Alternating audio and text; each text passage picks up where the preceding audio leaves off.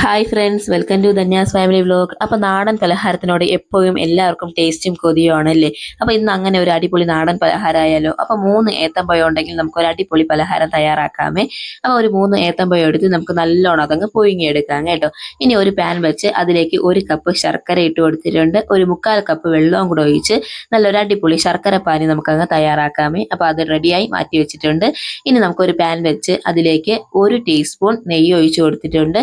അതിലേക്ക് ഒരു ഏത്തമ്പഴം ഇതേപോലെ ചെറുതായിട്ടൊന്ന് കട്ട് ചെയ്തെടുത്ത് നമുക്ക് നെയ്യിലിട്ട് അങ്ങ് വഴറ്റിയെടുക്കാം കേട്ടോ. അതിൻ്റെ നിറമൊക്കെ ചെറുതായിട്ടൊന്ന് മാറി വരുന്ന സമയത്ത് ഇതിലേക്ക് നമ്മൾ തയ്യാറാക്കി വെച്ചിട്ടുള്ള ശർക്കര പാനി അരിച്ചങ്ങ് ഒഴിച്ചു കൊടുക്കാം കേട്ടോ. അത്യാവശ്യം ശർക്കരയിൽ കല്ലും മണ്ണും ഒക്കെ ഉള്ളത് കൊണ്ട് തന്നെ അരിച്ചൊഴിക്കുന്നതാണ് കേട്ടോ എപ്പോഴും നല്ലതെന്ന് പറയുന്നത്. അപ്പോൾ ഞാൻ ഇവിടെ ശർക്കര പാനി അരിച്ചൊഴിച്ചു കൊടുത്തിട്ടുണ്ട്. തീ മീഡിയം ഫ്ലെയിമിലാണ് ഇട്ടിട്ടുള്ളത്. ഇനി ശർക്കര പാനി ചെറുതായിട്ടൊന്ന് കുറുകി വരുന്ന സമയത്ത് ഇതിലേക്ക് നമുക്ക് ഒരു അരമുറി തേങ്ങ തിരകിയത് ആഡ് ചെയ്ത് കൊടുക്കാമേ. അപ്പൊ ഞാൻ ഇവിടെ ഒരു അരമുറി തേങ്ങ തിരകിയത് ആഡ് ചെയ്യുന്നുണ്ട്. അതെല്ലാം കൂടെ ഇട്ട് നമുക്ക് നല്ലോണം അങ്ങ് മിക്സ് ചെയ്ത് കൊടുക്കാം കേട്ടോ. അപ്പൊ ഈ സമയം തന്നെ നമുക്ക് ഫ്ലെയിം ഓഫ് ചെയ്യാം. കാരണം ശർക്കര പാനിയും തേങ്ങയൊക്കെ ആയതുകൊണ്ട് തന്നെ അത് ഇരിക്കും തോറും അതങ്ങ് കട്ടിയാവും കേട്ടോ. അതുകൊണ്ട് തന്നെ നമുക്ക് ഈ സമയം ഫ്ലെയിം അങ്ങ് ഓഫ് ചെയ്തേക്കാമേ. ഫ്ലെയിം ഓഫ് ചെയ്തതിന് ശേഷം നമുക്ക് ഇതിലേക്ക് ഒരു 1/2 ടീസ്പൂൺ ഏലക്കാപ്പൊടി ആഡ് ചെയ്ത് കൊടുക്കാം കേട്ടോ. നാടൻ പലഹാരത്തിന്റെ എല്ലാം ടേസ്റ്റ് എന്ന് പറയുന്നത് ഏലക്കാപ്പൊടിയുടെ ആ ഒരു മണമാണ് കേട്ടോ. അതുകൊണ്ട് തന്നെ ഒരു 1/2 ടീസ്പൂൺ ഞാൻ ഇവിടെ ആഡ് ചെയ്തിട്ടുണ്ട്. നിങ്ങൾക്ക് 1 ടീസ്പൂൺ വരെ ആഡ് ചെയ്യാം കേട്ടോ. നല്ല മണമാണ്. അപ്പോൾ ഏലക്കാപ്പൊടി ഒന്ന് ആഡ് ചെയ്തതിന് ശേഷം നമുക്ക് നല്ലോണം അങ്ങ് മിക്സ് ചെയ്ത് കൊടുക്കാം കേട്ടോ. മിക്സ് ചെയ്തതിന് ശേഷം നമുക്കിതങ്ങ് മാറ്റി വെക്കാം. ഇനി നമ്മൾ പുഴുങ്ങിയെടുത്ത ഏത്തമ്പഴത്തിന് ഒരു മിക്സിയുടെ ജാറിലോട്ട് രണ്ടായിട്ട് കട്ട് ചെയ്തങ്ങ് ഇട്ട് കൊടുക്കാമേ.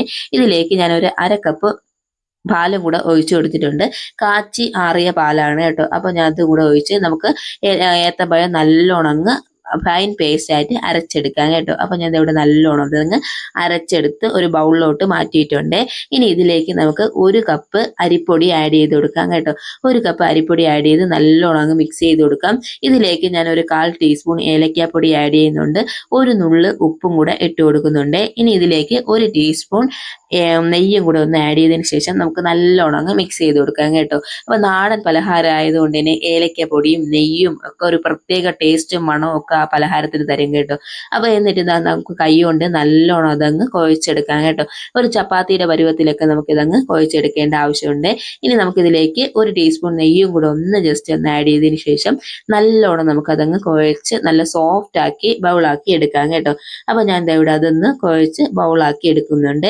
നല്ല ടേസ്റ്റി ആയിട്ടുള്ള പലഹാരമാണ്. അത്യാവശ്യം ഏത്തമ്പഴമൊക്കെ കഴിക്കാത്ത കുട്ടികളൊക്കെ ഉണ്ടെങ്കിൽ ഇതേപോലെയൊക്കെ ഒന്ന് തയ്യാറാക്കി കൊടുത്താൽ അവർ സിമ്പിളായിട്ട് കഴിച്ചോളും കേട്ടോ. നല്ല ടേസ്റ്റാണ്. നല്ലൊരു അടിപൊളി 4 മണി പലഹാരമാണ് കേട്ടോ. അപ്പൊ ഇതെല്ലാം കൂടെ നല്ലോണം അങ്ങ് മിക്സ് ചെയ്ത് കൊടുക്കുന്നുണ്ട്. അപ്പൊ ഇവിടെ ഇത് മാവ് റെഡി ആയിട്ടുണ്ട് കേട്ടോ. അപ്പൊ നല്ല സോഫ്റ്റ് ആയിട്ടുള്ള മാവാണ്. നല്ല ടേസ്റ്റ് ആണ് കേട്ടോ കഴിക്കാനായിട്ട്. അപ്പൊ ഇവിടെ മാവ് റെഡി ആയിട്ടുണ്ട് കേട്ടോ. അപ്പൊ നല്ല സോഫ്റ്റ് ആയിട്ടുള്ള മാവ് ഇവിടെ നമുക്ക് കിട്ടിയിട്ടുണ്ട് കേട്ടോ. ഇനി നമുക്കിത് തയ്യാറാക്കാനായിട്ട് ഞാൻ ഇവിടെ ഒരു കേക്ക് പാനാണ് എടുത്തിട്ടുള്ളത് കേട്ടോ. ഇനി നിങ്ങളുടെ കയ്യിലുള്ള ഏത് പാത്രം വേണമെങ്കിലും എടുക്കാമേ.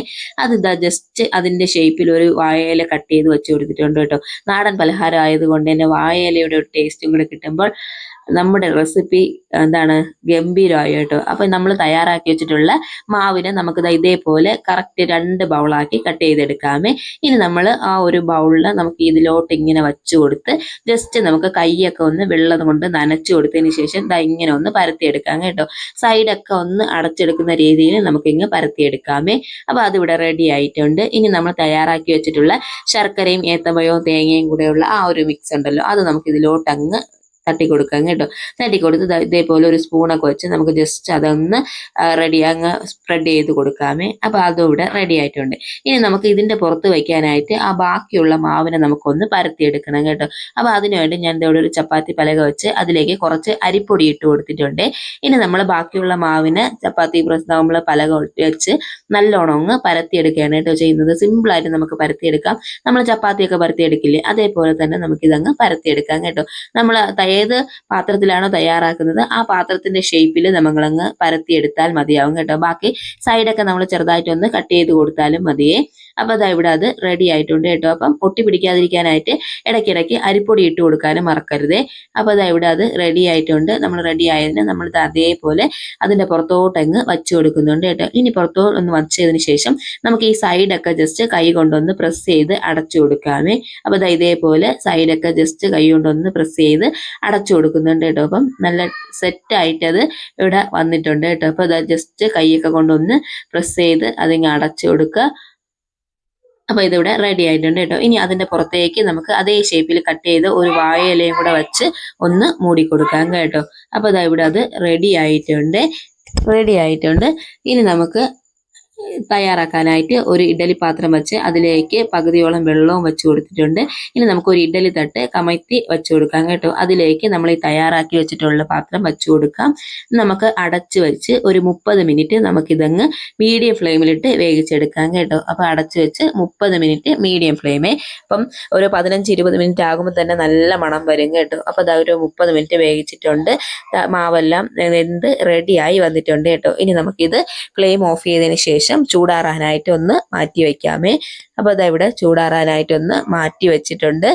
അപ്പോൾ ഇതൊന്ന് ചൂടാറിയതിന് ശേഷം നമുക്കൊരു വേറൊരു പാത്രത്തിലോട്ട് മാറ്റാം കേട്ടോ. അപ്പോൾ അതവിടെ ചൂടൊക്കെ ആറി റെഡിയായി വന്നിട്ടുണ്ട് കേട്ടോ. ഇത് സിമ്പിളായിട്ട് തന്നെ ഇളകി വരും കേട്ടോ. അടിയിൽ നമ്മൾ ഇലയൊക്കെ ഇട്ടിട്ടുള്ളത് കൊണ്ടും സൈഡിൽ നമ്മൾ നെയ്യൊക്കെ ഒന്ന് തടയി കൊടുത്തിട്ടുള്ളതും കൊണ്ട് പെട്ടെന്ന് ഇത് ഇളകി വരും കേട്ടോ. അപ്പോൾ അത് പെർഫെക്റ്റ് ആയിട്ട് വന്നിട്ടുണ്ട്.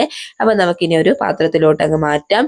വാഴയില ഒന്ന് മാറ്റി കൊടുത്തതിന് ശേഷം നമുക്കിത് കട്ട് ചെയ്തെടുത്ത് കഴിക്കാം കേട്ടോ. നല്ല ടേസ്റ്റി ആയിട്ടുള്ള ഒരു അടിപൊളി പലഹാരമാണ് കേട്ടോ. മസ്റ്റായിട്ട് നിങ്ങളിത് ട്രൈ ചെയ്ത് നോക്കണം. 2-3 ഏത്തമ്പഴമൊക്കെ നമ്മുടെ കയ്യിലുണ്ടെങ്കിൽ നമുക്ക് ഇതേപോലെ തയ്യാറാക്കാം. ഏത്തമ്പഴം കഴിക്കാത്ത കുട്ടികൾക്കാണെങ്കിലും ഇതേപോലെ ഒന്ന് തയ്യാറാക്കി കൊടുത്താൽ അവർ സിമ്പിളായിട്ട് കഴിച്ചോളും കേട്ടോ. നല്ല ടേസ്റ്റി ആയിട്ടുള്ള ഒരു അടിപൊളി പലഹാരമാണ്. വൈകുന്നേരങ്ങളിൽ നമുക്ക് തയ്യാറാക്കാൻ പറ്റിയ നല്ല പലഹാരമാണ് കേട്ടോ. അപ്പം എല്ലാവരും ഒന്ന് ട്രൈ ചെയ്ത് നോക്കണം കേട്ടോ. കണ്ടല്ലോ ഇതിവിടെ റെഡി ആയിട്ടുണ്ട് കേട്ടോ. അപ്പം നല്ല ടേസ്റ്റി ആയിട്ടുള്ള പലഹാരം ഇവിടെ റെഡി ആയിട്ടുണ്ട്. അപ്പം എല്ലാവരും ഒന്ന് ട്രൈ ചെയ്ത് നോക്കണം. വീഡിയോ ഇഷ്ടപ്പെട്ടാൽ ഷെയർ ചെയ്യാനും സബ്സ്ക്രൈബ് ചെയ്യാനും ലൈക്ക് ചെയ്യാനും മറക്കരുത്.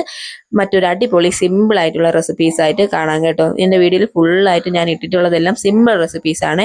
അപ്പോൾ അതെല്ലാം ഒന്ന് കയറി കണ്ട് തയ്യാറാക്കി നോക്കാൻ മറക്കരുത്. നിങ്ങളുടെ ഫീഡ്ബാക്ക് കമൻസ് ആയിട്ട് അറിയിക്കണം. മറ്റൊരു റെസിപ്പി ആയിട്ട് കാണാം. അതുവരെ ബൈ.